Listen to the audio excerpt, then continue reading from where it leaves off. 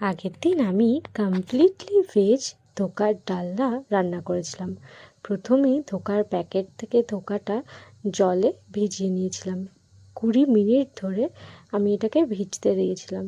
তারপরে তেল গরম করে তাতে পুরো ব্যাটারটা ঢেলে নুন আর মিষ্টি দিয়ে ভালো করে শুকনো করে নিয়েছিলাম। শুকনো করে নেওয়ার পরে একটা থালায় গোল করে রেডি করে সেটাকে একটু ঠান্ডা হলে আমি পিস পিস করে ছোটো ছোটো করে কেটে নিয়েছি। ছোটো ছোটো করে কাটার পরে আমি সাদা তেলে সেটাকে প্রথমে ভেজে নিয়েছিলাম। তারপরে এই একে একে সব ধোকার পিসগুলো ভাজা হয়ে গেলে তুলে আমি সেই সেম তেল ইউজ করে আমি তাতে আলু দিয়ে দিয়েছিলাম।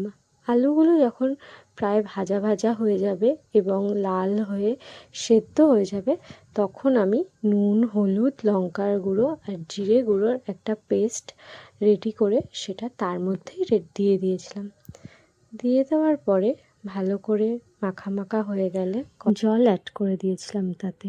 জল অ্যাড করার পরে ধোকার পিসগুলো আমি একে একে সব দিয়ে দিয়েছিলাম।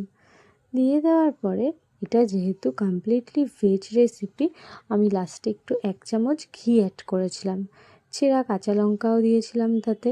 লাস্টে রেডি হয়ে গেলে এটাকে দুপুরবেলা ভাতের সাথেই খাওয়া হয়েছিল।